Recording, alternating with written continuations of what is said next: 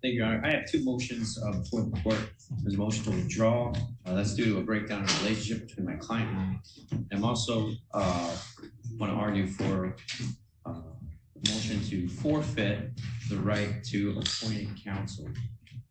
So just to begin, the first part of the motion, withdraw.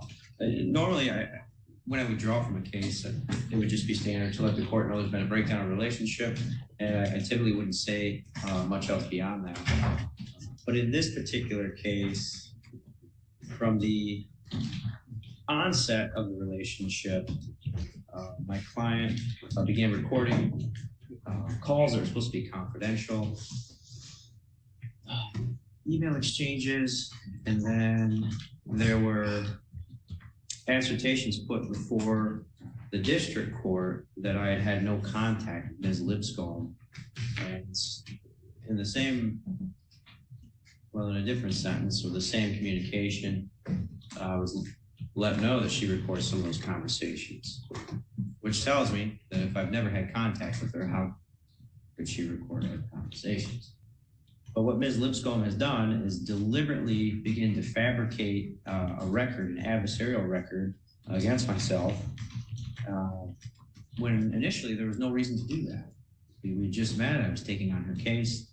Yes, she let me know that she's been recording these conversations to use them later, I'm guessing, against me.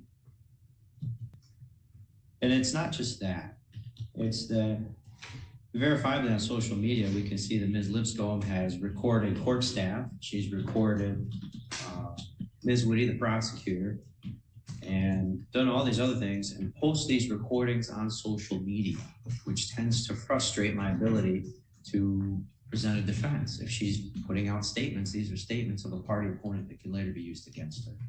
But more than that, it shows that she's taking the court process, and what we see is in the district court, when it became time for trial, that's when the relationship really began to break down. I know in this particular case, there was Mr. Samuels as first the attorney. I remember him citing that there was a breakdown in relationship. I believe Ms. Lipscomb said that he had not had contact with her either. I don't know the status of the communication in that relationship. I wasn't privy to that, but that relationship broke down. Now she is on her second attorney, and I can tell you that it is broken down because I've had communication, but I'm being accused of not having communication. But it's not just two attorneys. So this case, she actually technically went through three attorneys. Before this case began, she had the chief public defender, Mr. Downs, representing her on a different case. She chose to record those conversations, which soured that relationship. Before this case even began, she had already burned through one attorney at the public defender's office. So I would ask the court to grant my motion to withdraw because there's been a breakdown in relationship, and also based on People v. Camerad, grant my request for the forfeiture of the right to appoint a counsel. So the court is no longer obligated to appoint the public defender services for Ms. Lipscomb in this particular case. Ms. Lipscomb, do you have a response, if any? Yeah, I actually do have a response. What I'll say, one is speculation completely, him saying that I'm recording for the reason of trying to get anyone in trouble or anything and stuff like that. There's no proof behind any of that. I've been recording because, like I told the courts from the beginning, I feel as if I've been lied on about a lot. And at this point, I feel the only thing I can do to really prove myself is record, because otherwise it becomes a lot of he say, she say, and then when in these situations, I'm not really being believed for whatever reason. But I do know that video proof and that recording, that won't, that to me, that's thing that it will, you know what I'm saying, I could use for that, and it's no longer versus just the he say, she say. And then what I would have liked to comment to as far as when I told the courts and them that I had no contact with him, it was me telling them that he has not contacted me by phone, because after court, he had mentioned that we will be in contact once a week and things like that. But during that time, previously, like he said, we did have that hour-and-a-half long first initial meeting. And that's when he's referring to when I was recording the conversation and stuff. So that's how I was able to, recording things like that. due to the fact that we did have that hour-long conversation. But once his murder trial stuff had begun, every time, and I have the emails as well as I'm pretty sure he hasn't to submit to you guys, every time it was time for us to meet and stuff or have a meeting, he would say something like, oh, I'm still in trial, or I'll call you later, or things like this. And then at that time, I'm not sure if they had the right number for me, because he was also told me like, oh, I tried to call you, but your voicemail's full. And I'm like, this is a brand new phone. There's no way that my voicemail is full. I don't even have a voicemail on this phone yet for my voicemail to be full. So that's kind of what I have to say to that aspect. But I feel a very important thing that he's failing to mention to the court is the fact that prior to this, when we had our initial conversation, he told me he believed he's possibly representing Tickle Properties, and if I ever felt any type of way about that I can let him know and he will withdraw. At the court, when I found out that the owner of Tickle Properties was not gonna be required to come to trial because he was sick with cancer and stuff, I didn't feel comfortable with that, so I expressed that to him, and he basically was trying to defend Tickle Properties and stuff like that. And I let him know, like, hey, you know what? I don't think this is gonna work. Didn't you tell me at any point in time that if I didn't feel comfortable, you would withdraw? He was like, yeah, but we can still work this through, and I'll set your case up in a way to where you can get the lawsuits and the perjury and all this, but that's not what I was after. And I kept telling him, like, hey, what I'm after is, I just want my ESA animal. I really don't care for the lawsuits, the money, and, everything else. And he's just like, well, at this point, I can't really help you with that. I'm just going to set you up so you have a very good appeal and a very good blah, blah, blah at the end of all this. And respectfully, that's just not what I wanted. So I understand what he's saying. It's been a, breakdown, but the breakdown started with him and me feeling as if he was defending Tickle Properties. And then I immediately told him, like, hey, I'm no longer comfortable with this. I feel you're not, looking at what's right for me anymore, and I don't want this.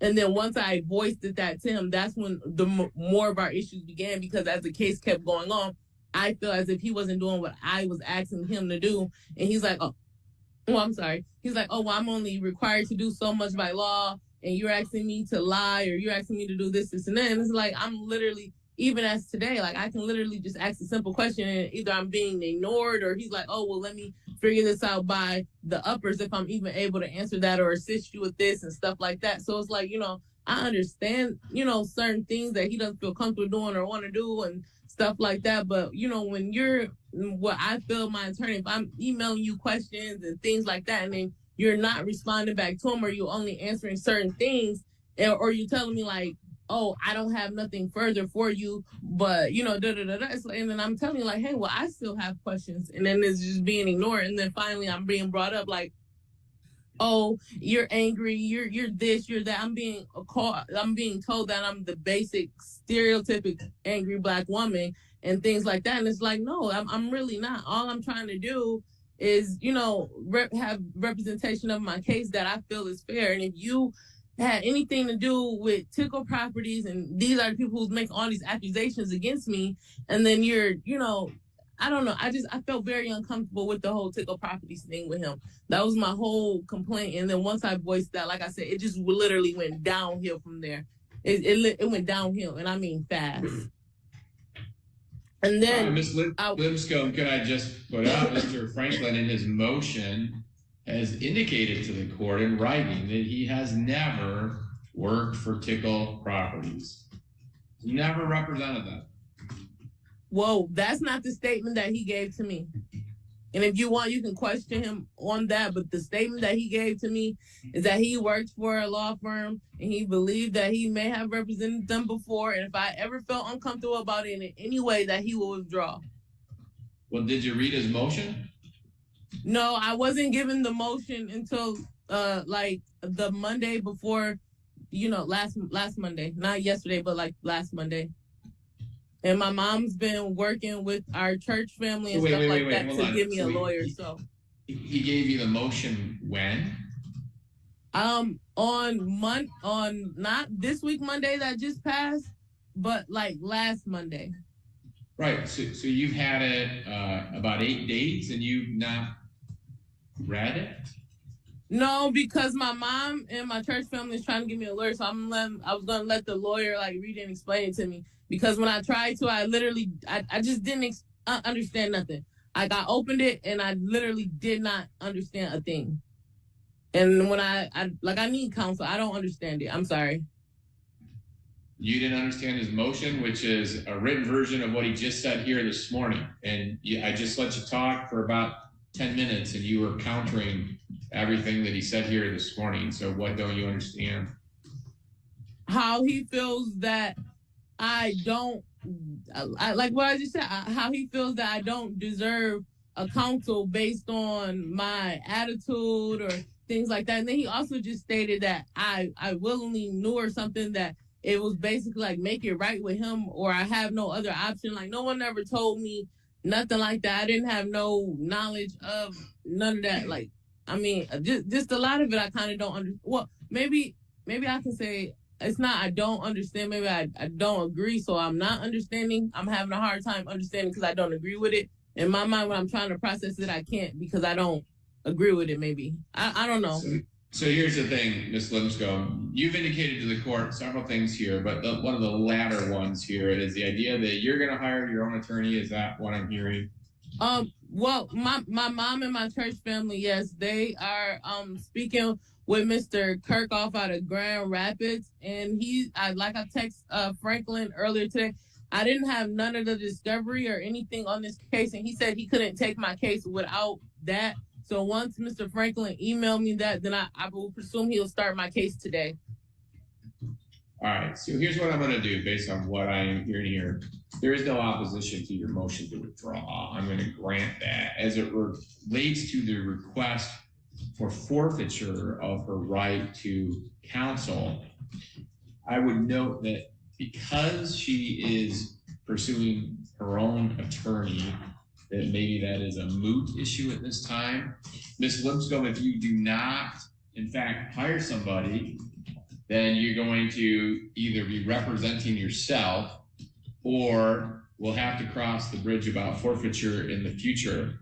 Now, I will say this, Mr. Franklin has laid out a pretty detailed and logical request as it relates to current case law that maybe you have, in fact, forfeited your right to appointed counsel because of the way you have failed to work with 1, 2, 3 attorneys now, the actions that you're undertaking.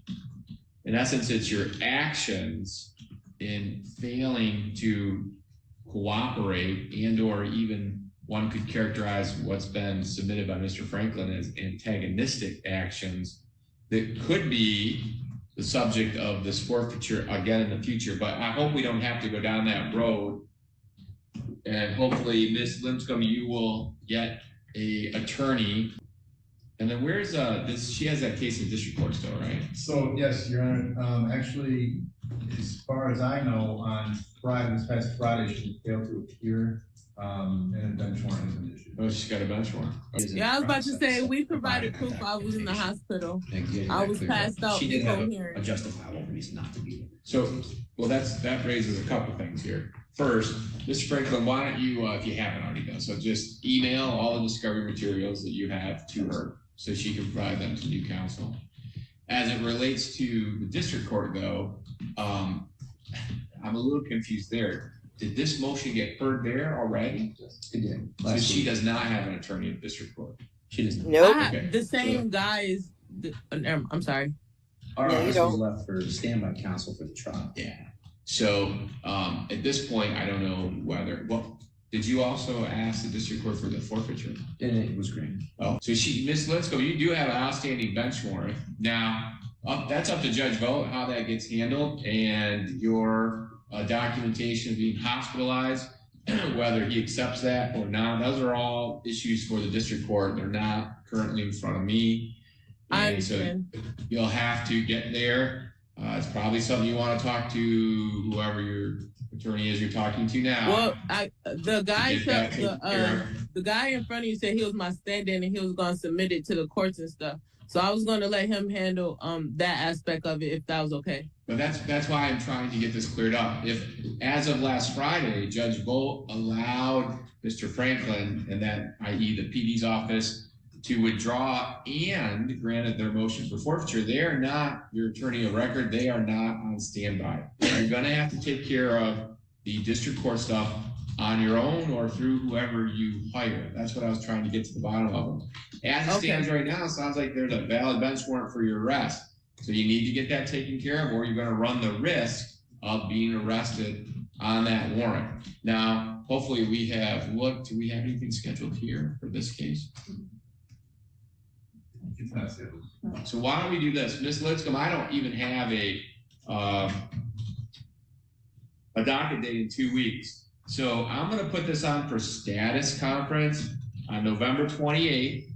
That'll give you plenty of time then, if you're hiring an attorney, to discuss with them and give them the discovery materials and be present on the 28th at 8:30 a.m. with you and your counsel.